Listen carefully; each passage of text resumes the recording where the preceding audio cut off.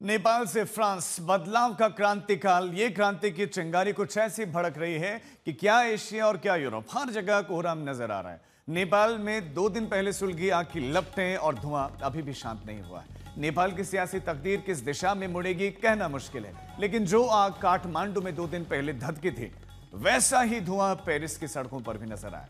France में Emmanuel Macron सरकार के फैसलों के खिलाफ पब्लिक का गुस्सा ब्लॉक एवरीथिंग यानी कि संपूर्ण बंदी की शक्ल में भड़क गया है। बुधवार को फ्रांस की सड़कों पर क्या हुआ, सबसे पहले आपको दिखाते हैं।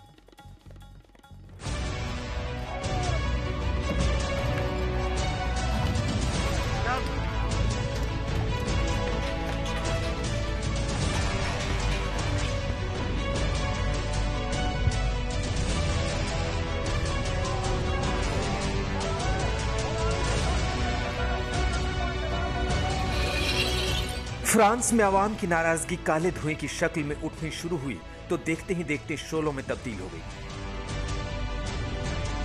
पेरिस समेत फ्रांस के बड़े शहरों में 2 लाख से ज्यादा लोग जगह जगह ब्लॉक एवरीथिंग आंदोलन में उतरे हुए थे। सड़कें बंद कर दी गई थी, पुलिस के बैरिकेड्स फूंक डाले गए थे, पुलिस और प्रदर्शनकारियों में जमकर झड़पें हो रही थी। फ्रांस के अलग अलग शहरों में 80,000 से ज्यादा सुरक्षाकर्मी इन प्रदर्शनकारियों को काबू करने की कोशिश कर रहे थे। कभी पानी की बौछार, कभी आंसू गैस के गोले तो कभी पैटर्न चाक। प्रदर्शनकारियों से यह भिड़ंत दिन भर चलती रही। प्रदर्शनकारियों में ज्यादातर तादाद नौजवानों की थी, जो सड़कों से लेकर रेस्टोरेंट्स तक पुलिस से भिड़ते नजर आ रहे थे। पेरिस के गारे डू नॉर्ड रेलवे स्टेशन के बाहर सैकड़ों प्रदर्शनकारी मैक्रों विरोधी नारे लगा रहे थे। प्रदर्शनकारियों ने अमीरों की सरकार वाले नारे लिखी तख्तियां लिख रखी थी।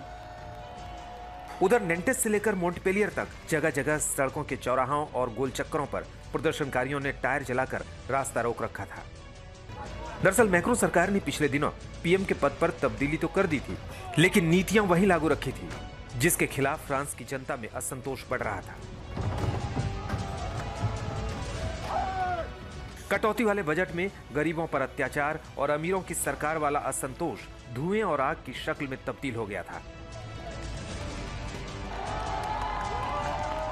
हालांकि मैक्रों सरकार ने अभी तक इन प्रदर्शनों को लेकर कोई फैसला नहीं किया है, लेकिन आंदोलन को कुचलने के लिए पूरे फ्रांस में हजारों लोगों को गिरफ्तार किया गया।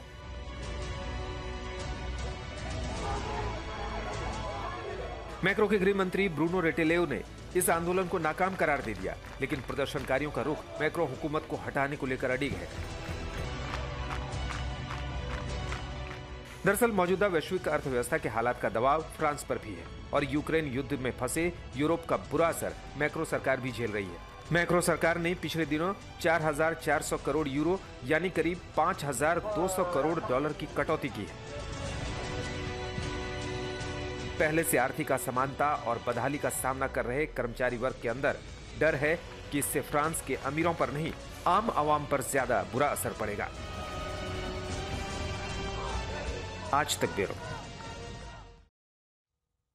फ्रांस में कल जब प्रदर्शन और हिंसा हुए, उसके बाद फ्रांस में क्या हालात है, हमारे संवाददाता यूनुस खान ने मौके से रिपोर्ट भेजी है। उन्होंने वहां पर क्या देखा और प्रदर्शन के बाद अब वहां पर क्या हालात बनते नजर आ रहे हैं, आपको दिखाते हैं।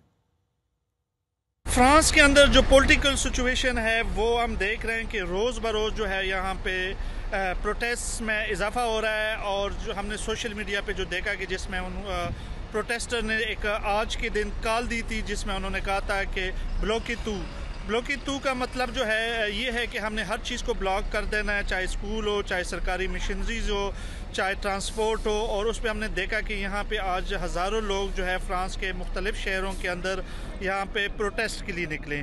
आपको बताते चलें कि यहाँ पे मुख्तलिफ जगहों पे, जिसमें गार्डी नोट, कुछ police station, minister of interior के ऑफिस के सामने भी जो है मुजाहिरीन और पुलिस के दरमियान झड़पें हुई और उसमें हमने देखा कि यहाँ पर पुलिस काफ़ी जो पुलिस के जो रुकन थे वो भी जो है वो ज़ख्मी हुए और काफ़ी प्रोटेस्टर भी जो है वो उसकी वजह से जो हमने देखा कि वहाँ पे वो उनको गिरफ्तार किया गया। अभी तक जो हमारे पास इंफॉर्मेशन है वो ये है कि अब तक जो है 200 से ज़ायद लोगों जो प्रोटेस्टर थे उनको गिरफ्तार किया गया है।